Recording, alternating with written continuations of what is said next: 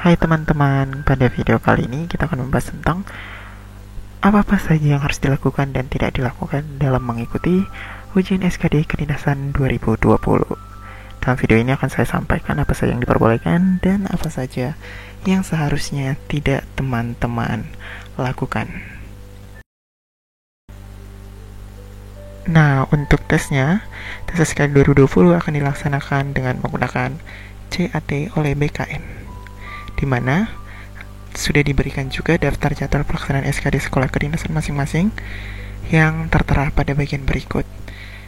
Nah, pada part ini, STSN, Kemenhub, Poltekim, dan Poltekip belum memberikan jadwal yang tepat dan menunggu jadwal dari BKN.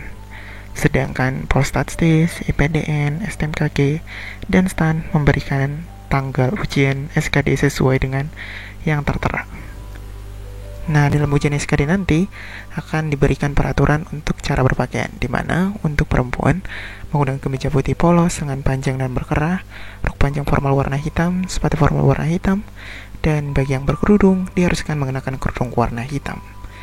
Dan untuk laki-laki menggunakan kemeja putih polos, lengan panjang dan berkerah, sepatu formal warna hitam, dan celana panjang formal hitam, serta menggunakan sepatu yang berwarna hitam juga. Nah, dalam ujian itu juga dijelaskan juga apa saja dokumen yang harus kita bawa. Dokumen yang harus kita bawa yang pertama adalah KTP, KK, atau rekaman bukti pembuatan KTP. Kemudian, membawa pensil non-mekanik, serta kartu peserta ujian Diktin. Selain itu juga, kita harus membawa yang namanya peralatan tambahan ujian, seperti masker, face shield.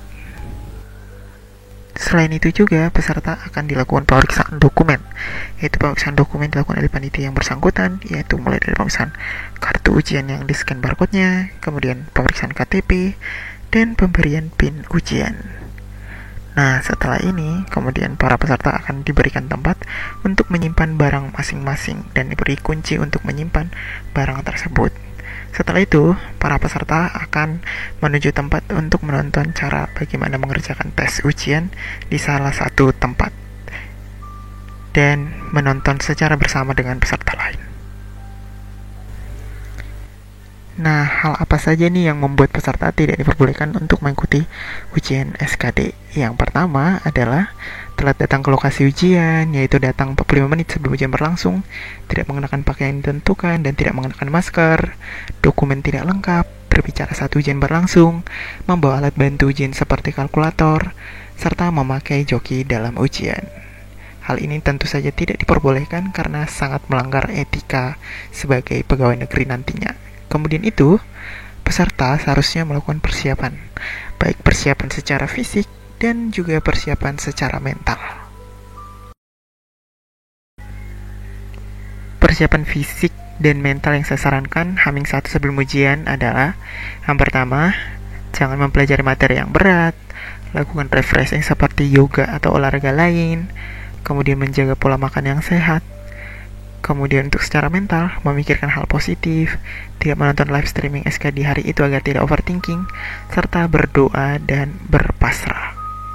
Berpasrah dalam artian berserah diri kepada Yang Maha Kuasa.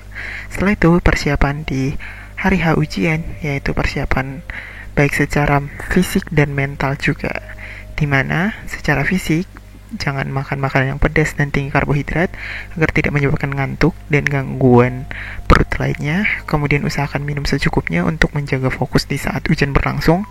Kemudian bawakan minuman ke lokasi ujian sebelum ujian dimulai.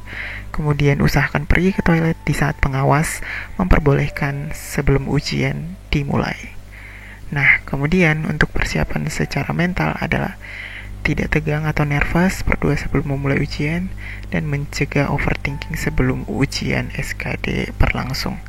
Serta selain itu juga, teman-teman harus memberikan pengertian kepada diri sendiri untuk tetap berpikir positif. Nah, bagaimana untuk meningkatkan fokus? Perlu teman-teman ketahui, untuk meningkatkan fokus sebelum ujian dimulai, teman-teman sebaiknya mendengarkan instrumen musik seperti musik di rumah atau Mozart dan lain-lain untuk meningkatkan fokus Anda dalam mengikuti ujian tersebut. Hal ini sangat berguna. Kemudian, bagaimana untuk menghadapi panic attack di saat ujian? Teman-teman bisa dapat melakukan tarik nafas dalam-dalam dan keluarkan melalui hidung. Kemudian jika masih nervous, tiup dan hembuskan nafas ke ujung ibu jari. Hal ini dapat mengurangi rasa nervous yang berlebihan.